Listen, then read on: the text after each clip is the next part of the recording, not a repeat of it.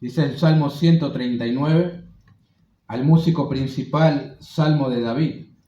Oh Jehová, tú me has examinado y conocido. Tú has conocido mi sentarme y mi levantarme. Has entendido desde lejos mis pensamientos. Has escudriñado mi andar y mi reposo, y todos mis caminos te son conocidos. Pues aún no está la palabra en mi lengua, y he aquí, oh Jehová, tú la sabes toda. Detrás y delante me rodeaste, y sobre mí pusiste tu mano. Tal conocimiento es demasiado maravilloso para mí. Alto es, no lo puedo comprender. Bueno, oremos. Señor, te alabamos y deseamos tener el mismo conocimiento y asombro que tuvo Job después de haberse encontrado contigo, Dios. Tener una perspectiva baja de él y alta de ti, y no viceversa. Eso es lo que necesitamos, oh Dios. Gracias por las verdades que cantábamos, reflejadas en la Escritura también, que conocemos. Y gracias porque ahora abrimos en este precioso salmo tan instructivo para nosotros, deseando también que tu Espíritu lo utilice en nuestros corazones y nos impacte como David también ha sido impactado al comprender, muy limitadamente, pero al comprender algo de la omnisciencia de nuestro Dios, y nosotros también deseamos eso para nosotros. Así que ayúdanos, oh Dios, bendice este mensaje, y a cada uno de los hermanos y amigos escuchando también la enseñanza. En el nombre de Jesús, amén. Permítanme introducirme con algo, bueno, que a lo mejor puede resultar una obviedad para muchos de ustedes, ¿no? Mencioné algo de eso hace un tiempo en el grupo. Ustedes saben, no es la misma recepción leer un mensaje de WhatsApp en texto, ¿no?, que escuchar un audio con el mismo contenido que el texto. No es lo mismo, ¿no? Porque los mensajes pueden prestarse a malos entendidos.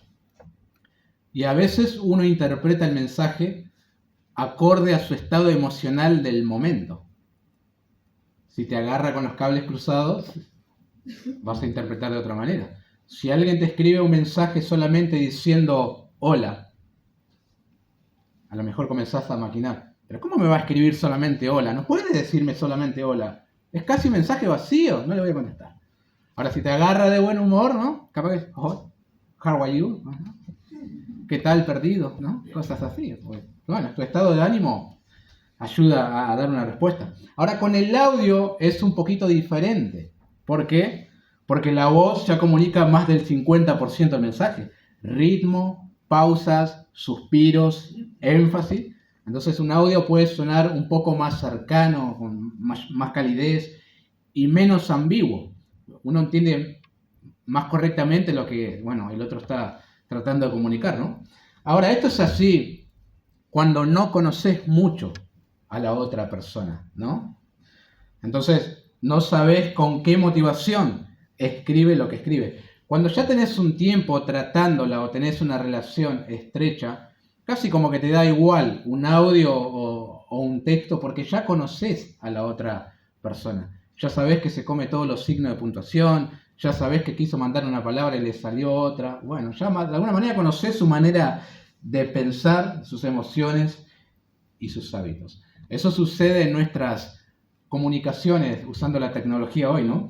Ahora, en cuanto a nuestra manera de comunicarnos con Dios, ahí la situación cambia radicalmente, porque Él no necesita ninguna explicación, ninguna aclaración. Él no necesita interpretación, ni tono, ni contexto adicional para entendernos. Él no depende de cómo nos expresamos, ni de cuántas palabras usamos, ni de cuánta claridad tengamos, porque Él conoce la motivación antes de la formulación, como está expresando David acá. Él conoce el corazón antes que la oración.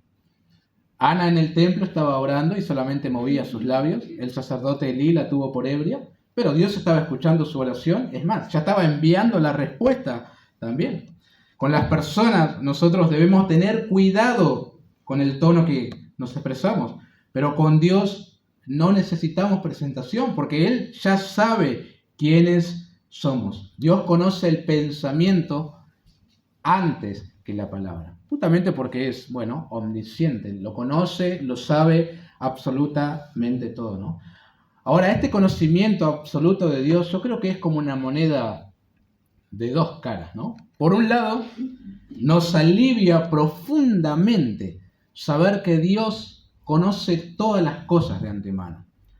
En determinadas situaciones, por ejemplo, cuando otros nos juzgan apresuradamente, cuando alguien presupone intenciones que no tuvimos, cuando se nos acusa de algo que no hicimos, o se nos atribuyen motivaciones que jamás estuvieron en nuestro corazón, ahí descansa nuestra alma. Dios sí sabe nuestro corazón, nuestra motivación, nuestra intención, cómo procedimos. Hay uno que ya vio la verdad antes de que pudiéramos explicarla, y eso trae descanso. Paz interior. Bueno, me juzgó mal, pensó mal de mí, pero Dios sabe. Y eso tiene que tranquilizarnos, ¿no? Ahora, la otra cara de la moneda. Esta misma verdad también nos debería hacer temblar, porque Dios conoce el más ínfimo pensamiento que nosotros hayamos tenido. No solo lo que hacemos, sino lo que imaginamos hacer. No solo lo que decimos, sino lo que quisimos decir. No solo el pecado ejecutado, sino el pecado incubado. Antes de dar a luz, Dios ya lo conocía. Y eso tiene que hacernos temblar, ¿no? Muchos que no tuvieron en cuenta esto terminaron de una manera trágica. En Josué capítulo 7 tenemos la historia de un hombre llamado Acán, muy conocida, que él tomó algo del anatema, algo que Dios había prohibido hacer, miró para ambos costados, no vio a nadie y dijo: esta es mi oportunidad. Un manto babilónico, un lingote de oro, creo que era 200 ciclos de plata, la escondió por allí. Su problema fue no mirar para arriba, ¿verdad? Ahora, su problema no fue solamente la desobediencia. Su problema fue desconocer la omnisciencia de Dios. Dios lo sabe absolutamente todo. Y eso estaba ignorando ese hombre, ¿verdad? Y bueno, el juicio del Señor cayó. Este hombre estaba ignorando al Dios que tiene ojos que recorren toda la tierra y que según Zacarías capítulo 4, verso 10, tiene 7 ojos. Es decir, una visión perfecta. Lo examina absolutamente todo. En el Nuevo Testamento tenemos un ejemplo básicamente similar a este. Ananías y Zafira vendieron una propiedad, ¿sí? La vendimos en tanto y trajeron el dinero a los apóstoles. Acá está. Ellos creyeron que podían mentir a los hombres y a Dios. Lo segundo era imposible, ¿verdad? El Dios que lo conoce absolutamente todo sabía a cuánto vendieron la propiedad y cuánto se quedaron ellos en sus bolsillos. El juicio divino cayó de forma inmediata y ambos terminaron bajo el juicio y muriendo, ¿no? Así que bajo la omnisciencia de Dios descansamos, pero también temblamos. Adoramos, pero también buscamos confesar nuestros pecados y no intentar ocultarlos, porque es imposible. El Salmo 139 que hemos leído nosotros expresan claramente este atributo, hermano, junto a otro pasaje que también vamos a leer, y es muy lindo de conocer este atributo, aunque no podamos entenderlo todo, ¿verdad?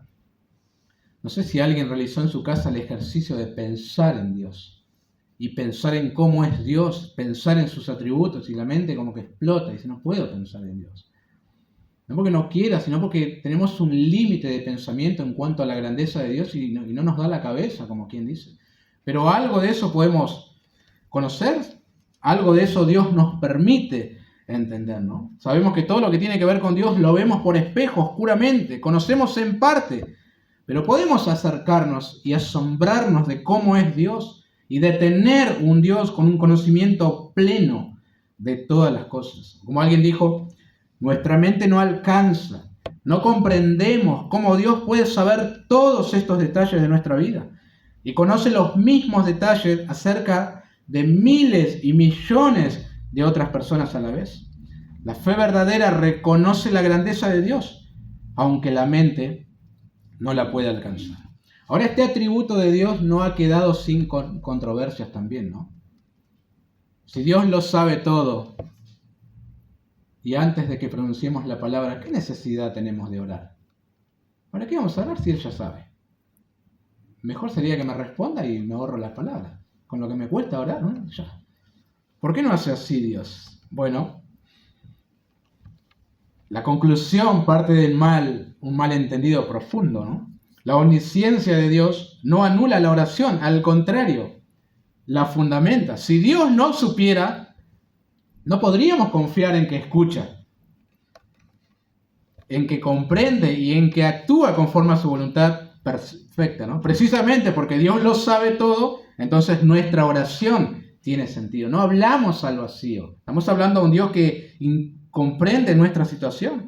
Ni intentamos informar a Dios de algo que Él desconoce. Lo que hacemos, hermanos, con la oración es entrar en una relación con Dios, ¿verdad? Eso es lo que estamos haciendo. Y así nuestra oración tiene sentido. Entramos en una relación con alguien que conoce nuestras necesidades antes de que las expresemos.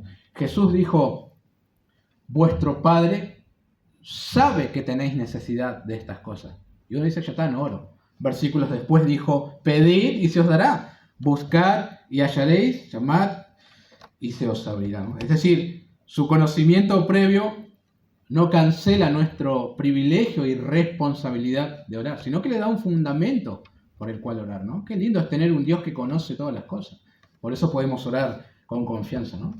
Bueno, hay algunas cosas que vamos a considerar de la omnisciencia de Dios con base a este pasaje del Salmo 139. Título sencillo, como cada vez que vemos un atributo, el Dios que todo lo conoce, ¿no? Lo primero que podemos notar acá del Salmo es que Dios conoce plenamente nuestro interior. Versículo 1 y 2, oh Jehová, tú me has examinado y conocido.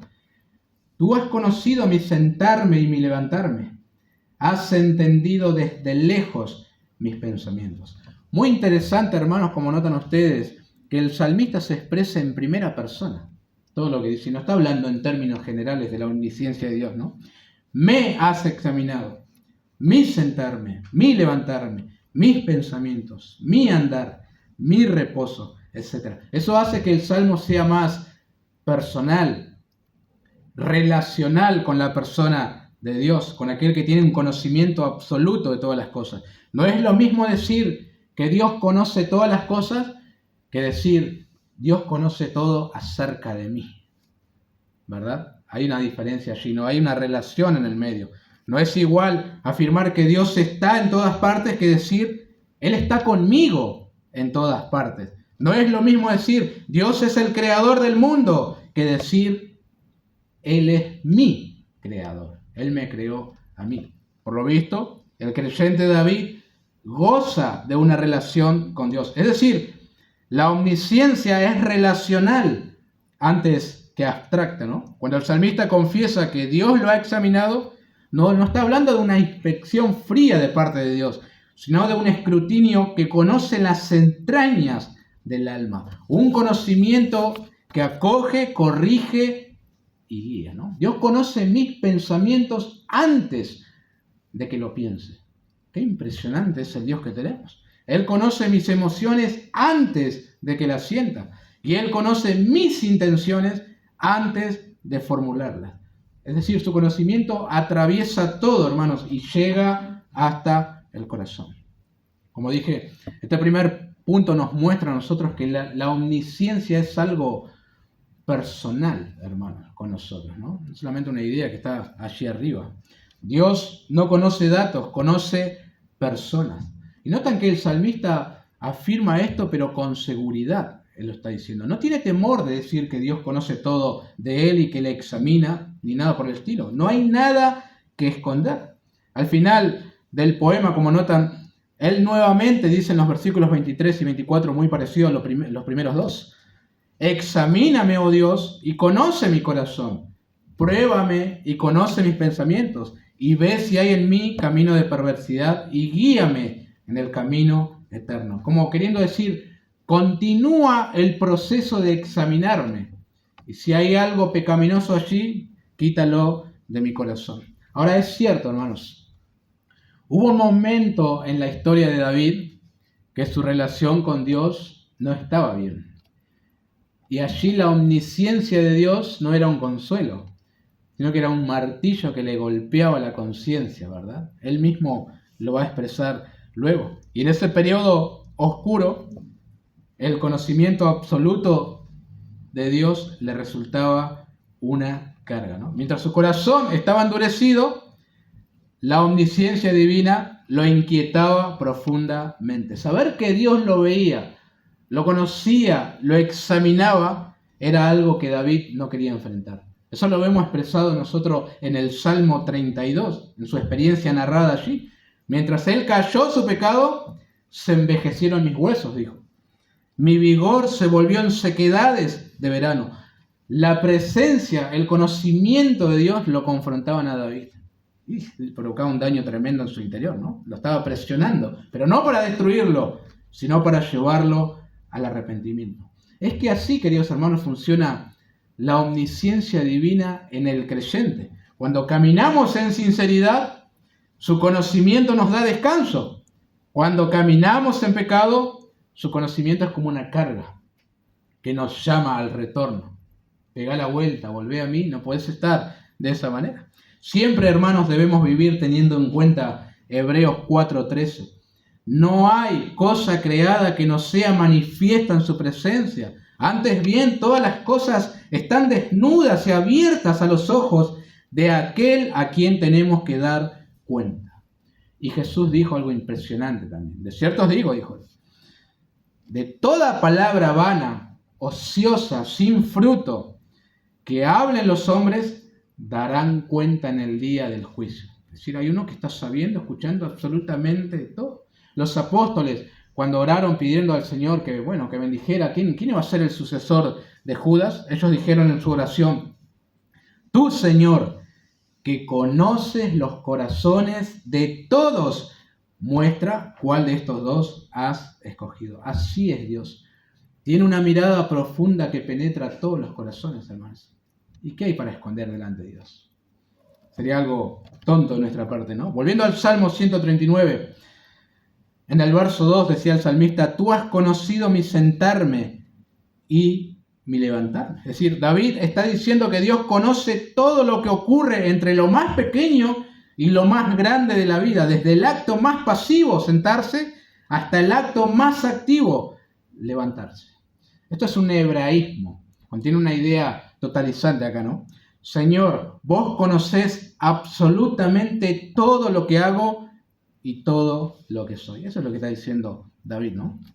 Como alguien dijo, incluso estas cosas insignificantes y casuales están bajo tu continua atención. No puedo ni siquiera sentarme o levantarme sin que tú lo sepas. Termina el versículo 2. Has entendido desde lejos mis pensamientos. Decía un comentarista, no, la oración tácita, el pensamiento a medio formar, el sentimiento ascendente que no ha encontrado expresión, el pensamiento lejano es entendido por ese espíritu omnisciente. ¿Qué razón aquí para la pureza mental, para el corazón limpio y el espíritu correcto? Hermanos, el punto de quiebre de esto es cuando David describe la omnisciencia divina en este salmo, no parece estar hablando de un Dios que posee una especie de base de datos celestial sobre cada detalle de nuestra vida. Lo que el salmista transmite es que Dios se interesa profundamente por él. Y así también por cada creyente, ¿no? Conoce todo, desde que te pusiste las ojotas y fuiste al baño, hasta que te pusiste las medias rotas en el talón y fuiste a trabajar. Dios lo sabe todo, hermanos. Lo conoce todo porque tiene un interés en nosotros, ¿verdad? Ese es el propósito de su omnisciencia. En la Biblia, el verbo conocer, que se menciona muchas oportunidades acá, especialmente cuando se refiere a Dios, implica más que información, más que un saber, ¿no? Implica relación, cuidado, atención y amor soberano. Noten algunos ejemplos bíblicos. Éxodo 2:25. Dios miró a los hijos de Israel y los reconoció. No significa que Dios descubrió al pueblo, sino que se compadeció y actuó, ¿no? Jeremías 1:5, antes que te formase en el vientre, te conocí. Obvio, dice uno, pero es conocimiento electivo y afectivo. Juan 10:14, yo soy el buen pastor y conozco mis ovejas. No es saber sobre las ovejas, sino saber con amor, ¿no? Y 2 Timoteo 2:19, el Señor conoce a los que son suyos, ¿sí? En todos estos casos, conocer significa cuidar, acompañar, intervenir, proteger y relacionarse. Y de esa manera Dios nos conoce a nosotros, ¿no? Y lo sabe todo. Bueno, el versículo 3 amplía la idea de que Dios conoce cada detalle de nuestra vida diaria.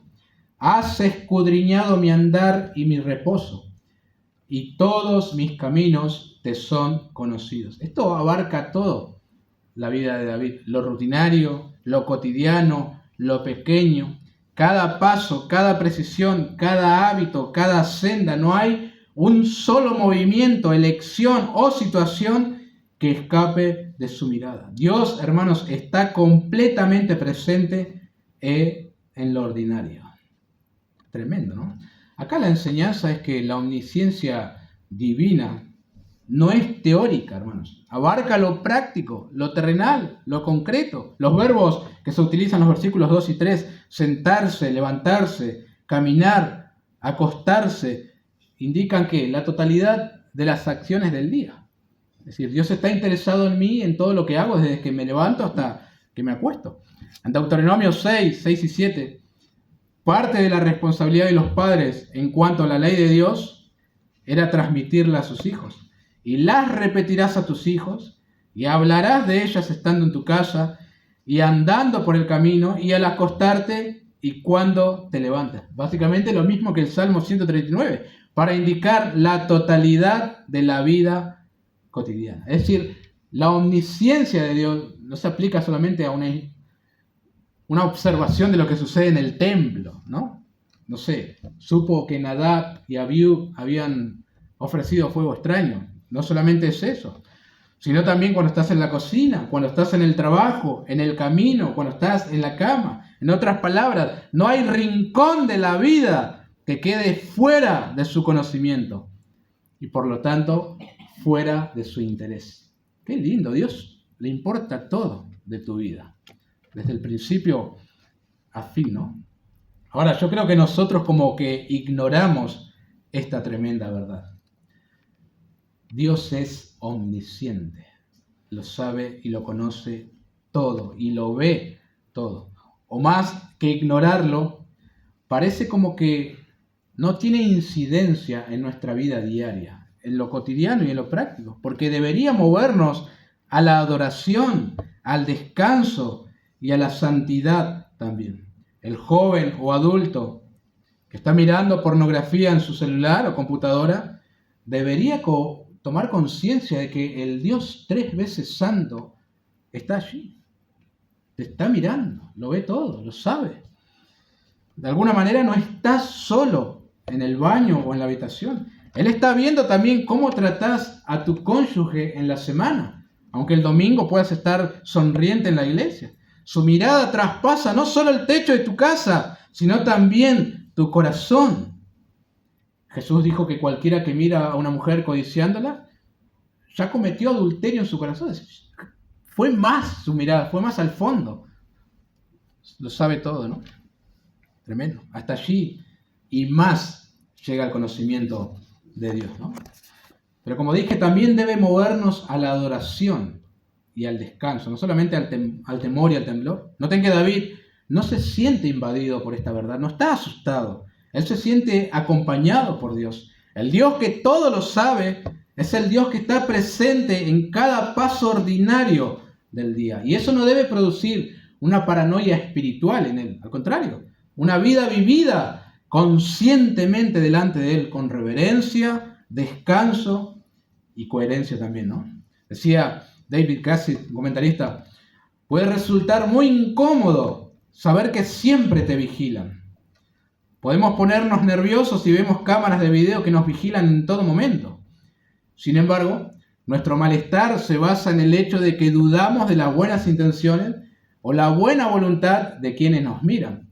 El niño se consuela de que un padre amoroso lo cuide. Cuando confiamos en el amor y el cuidado de Dios nuestro Padre, su conocimiento constante de nosotros es un consuelo en lugar de una maldición. Otra vez, como mencioné al principio, esto es esperanzador y alentador, ¿no? O aterrador.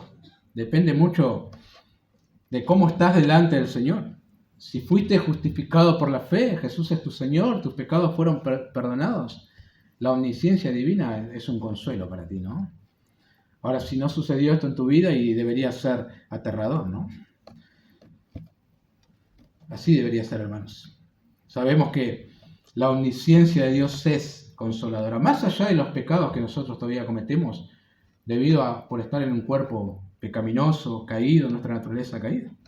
El ya fallecido teólogo R.C. Sproul dijo: saber que Dios lo sabe todo acerca de mí y todavía me ama, es en verdad mi mayor consuelo. Y por supuesto, nos ama a pesar de todo lo que todavía habita en nosotros, ¿no?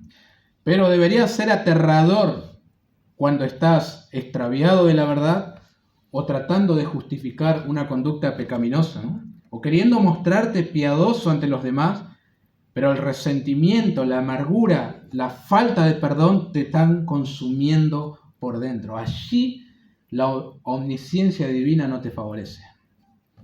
Te va a resultar una carga porque Él no puede ser burlado, ¿no? Lo mejor que es responder ante ese conocimiento absoluto con humillación y arrepentimiento, permitir que de alguna manera el escáner de Dios te atraviese y todo lo que detecte, bueno, sea confesado para purificarte, ¿no?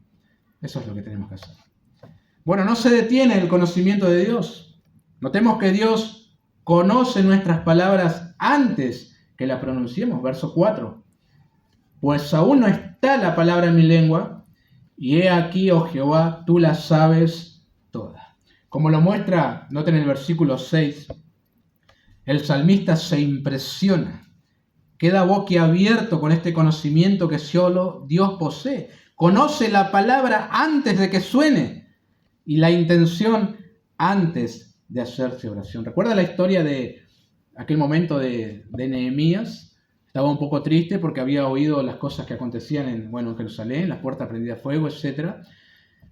El gobernador, el rey, observó esto, le preguntó por qué estaba triste y también cuál es su petición, qué cosa pides. El texto dice en Nehemías 2:4, entonces oré al Dios de los cielos. Ese detalle es fundamental, hermanos. Nehemías no hizo una oración larga ni elaborada. No tuvo tiempo para formular palabras estructuradas. Fue, como muchos señalan, una oración silenciosa, instantánea en su interior. Sin palabras. Sin embargo, Dios oyó esa oración de Nehemías. Eso ilustra perfectamente lo que David afirma en el Salmo. Aún no está la palabra en mi lengua, y he aquí, oh Señor, tú la sabes toda. La idea no es que Dios adivina lo que vamos a decir, ¿no? Sino que conoce la intención antes de que se convierta en palabra. Y no tiene que extrañarnos, hermanos, esto. Porque Jesús dijo en Mateo 10 que aún nuestros cabellos están todos contados. Se dice que los rubios tienen más pelos que los demás. Algo de 120 a 140.000. Y que cada uno tiene una diferente cantidad de pelos que otros. Después creo que lo siguen los castaños, los pelonegros, y los que menos tienen son los pelirrojos. Y los calvos obviamente también tienen un poco, pero no. Para Dios es más fácil contar algunos casos, ¿no? Pero si Dios tiene el control, el conocimiento de todo eso, cuánto más de toda nuestra vida, ¿no? Qué lindo eso. Wayne Grudem, en su teología sistemática, él escribió: si él quisiera decirnos el número de granos de arena en la orilla del mar o el número de estrellas del cielo, no tendría que contarlas rápidamente como una especie de computadora gigantesca. Y tampoco tendría que recordar su número porque fue algo en lo que no había pensado por un tiempo. Más bien, Él sabe todas las cosas al mismo tiempo. Todos estos hechos, dice Grudem, y todas las otras cosas que Él sabe siempre están presentes en su conciencia. Él no tiene que razonar y llegar a conclusiones, ni meditar cuidadosamente antes de responder, porque sabe el fin desde el principio y nunca aprendió ni ha olvidado nada. ¿Qué Dios tenemos, queridos hermanos? ¿Cuánto tenemos para meditar en Dios? Pensar en sus atributos. Y otra vez, conocer esto debería tener un impacto en nuestra vida diaria, en nuestra comunicación. Un comentarista añadió, el hecho de que Dios conozca cada palabra en mi lengua debería afectar mi forma de hablar. Aquellos que afirman ser discípulos de Cristo, pero usan blasfemias o impurezas al hablar, deben recordar que Dios escucha y conoce cada palabra. Me he sorprendido escuchando a algunos creyentes porque observaba en su manera de comunicarse que no había diferencia con aquel que es incrédulo. Y las mismas malas palabras, digo, impresionante, ¿qué pasó acá? ¿No purificó esa parte del Señor en la vida? ¿El Señor conoce? Mejor adoptemos Colosenses 4:6 en nuestras palabras.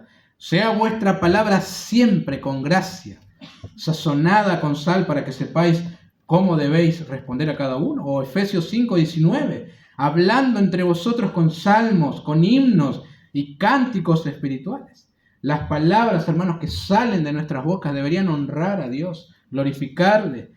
Primeramente son pronunciadas ante sus oídos, luego llegan a los oídos de los hombres. Y eso tiene que impactarnos nosotros, ¿no? Que no sea la omnisciencia de Dios algo abstracto allí, bueno, esto es una rama de la teología y lo tengo que saber forzadamente, ¿no? La idea es que tenga un impacto en las cosas cotidianas, como por ejemplo en nuestra forma de hablar, ¿no? Un tercer punto podría ser la omnisciencia divina. Es un muro de protección a nuestro alrededor. Noten el versículo 5. Detrás y delante me rodeaste y sobre mí pusiste tu mano. Es decir, la omnisciencia de Dios no solo es un conocimiento profundo de todo lo que somos y hacemos, sino también una forma de protección, hermanos. El versículo expresa cómo Dios tiene a cada uno de nosotros rodeados, cuidando nuestros caminos, pensamientos y acciones también, ¿no? Albert Barnes sostiene que rodeado hace referencia comúnmente al asedio de una ciudad o al avance de las tropas en guerra. Y luego se trata de asediar, encerrar, rodear de cerca para que no haya escapatoria. Esta es la idea aquí, dice Barnes, que Dios estaba a cada lado de él, que no pudo escapar en ninguna dirección. Era como una guarnición asediada en una ciudad, de modo que no había forma de escapar. Por eso mencioné, la omnisciencia de Dios, hermano, no es algo meramente abstracto, sino personal y relacional. Saber que Dios lo sabe absolutamente todo puede en sí mismo no producir ningún impacto, pero saber que Dios lo sabe todo sobre mí y que ese conocimiento es interesado, bueno, cambia completamente la perspectiva, ¿no? Porque eso da seguridad. Su conocimiento nos rodea a nosotros y nos protege también. El salmista afirma que Dios pone su mano sobre nosotros, una mano que guarda, sostiene y gobierna, nos rodea por detrás y por delante como un muro alrededor de la ciudad. Así, conoce cada paso que damos, cada palabra que aún pronunciamos, cada intención que todavía no formulamos. En otras palabras, aquí está la tensión del texto, hermanos. No hay escapatoria, es lo que está diciendo David. Lo expresa mejor a partir del versículo 7, ¿no? Pero eso da más para hablar de la omnipresencia de Dios. ¿A dónde me iré de tu espíritu? El mensaje es, no hay escapatoria de Dios. Dios lo sabe todo y sabe dónde estás, lo que pensás, lo que decís. No hay lugar donde escondernos de ese conocimiento. Y si no hay escapatoria de su conocimiento, tampoco hay escapatoria de su cuidado. Por eso a partir del versículo 7 que mencioné, el salmista comienza a hacer preguntas retóricas. ¿A dónde me iré de tu espíritu? A ningún lado. La respuesta es obvia. ¿A dónde huiré? No se puede huir tampoco. No son preguntas de evasión, sino de asombro. Es decir, David no está buscando una salida, ¿no? Está reconociendo que vivir delante de Dios es inevitable y glorioso. Concluye diciendo que tal conocimiento es demasiado maravilloso y elevado. Es decir, lo abruma pensar en el conocimiento de Dios, pero a la vez lo consuela, ¿no? y se siente seguro. Mire que él tenía muchos motivos para estar asustado y, bueno, se vivieron épocas heavy en la historia de David de Israel, y saber que Dios lo sabía absolutamente todo de él le consolaba, ¿no? Y así, hermanos, debe impactarnos a nosotros también. Si Dios lo sabe todo, si Dios lo conoce todo, finalicemos pensando en 3 cosas. Primero, viví con integridad, hermano. No vivas de apariencia. ¿Para qué nos engañas? Si a Dios no le podés engañar. Él lo sabe todo de tu vida. Dios conoce nuestros pensamientos antes que las palabras, nuestras acciones antes de que las expliquemos. Entonces, no tiene sentido una vida cristiana desfachada. ¿A quién engañas? A Dios, imposible engañarle, ¿no?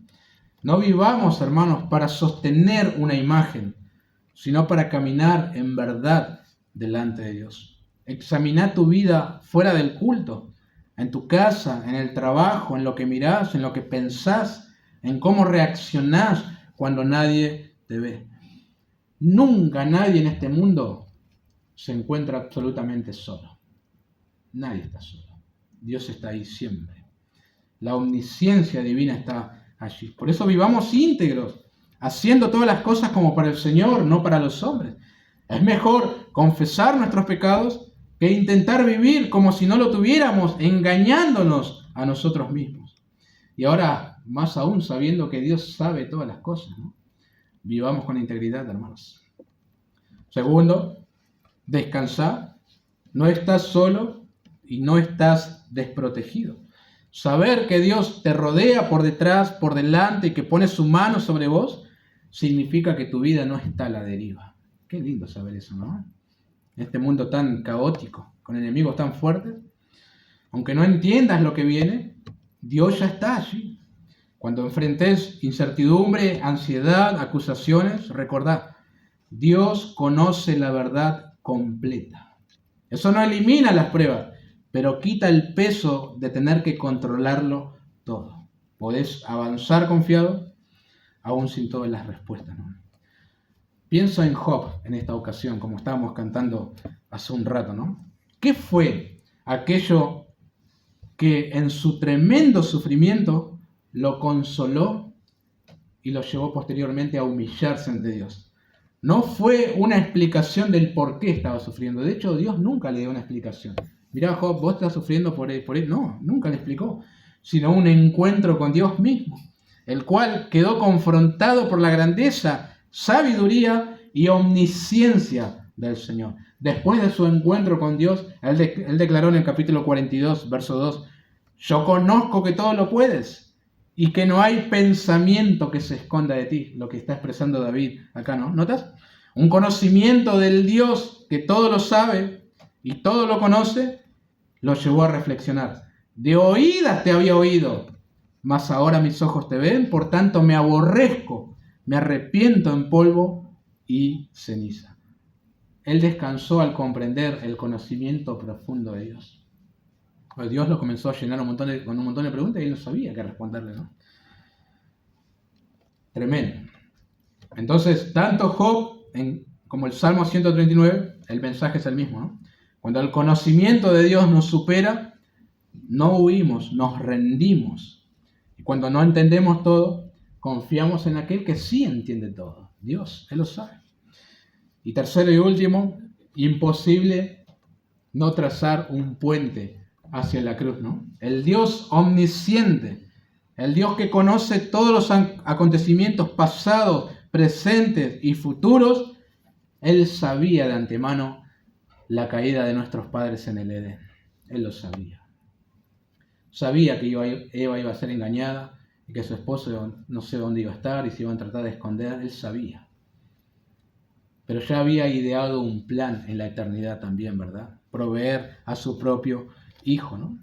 Envió a Jesús a vivir la vida que nosotros no podíamos vivir y a morir con la muerte que nosotros merecíamos, ¿no? El Dios omnisciente hizo eso.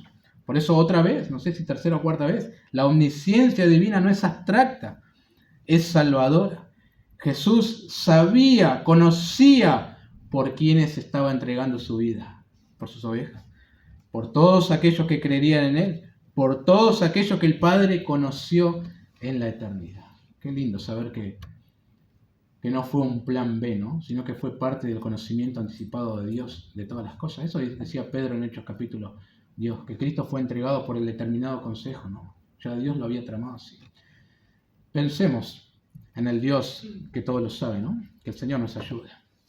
Oremos. Gracias te damos, oh Dios. Nos asombramos solamente, oh Dios, pero no queremos quedarnos con ese asombro. Queremos que nos impacte en nuestra vida cotidiana, en nuestro andar. Pensar en que cuando estamos despiertos, tú estás allí, cuando nos acostamos, en todo momento del día, las 24 horas, tu conocimiento divino, anticipado de todas las cosas, absoluto, nos observa, nos escuchas y nos tiene que llevar esto a vivir en santidad, oh Dios, en adoración también, porque conocerte a ti es lo que transforma nuestra vida y eso queremos conocerte y eso haremos en la eternidad, conocerte y eso anhelamos hoy también, crecer en ese conocimiento. Así que te pedimos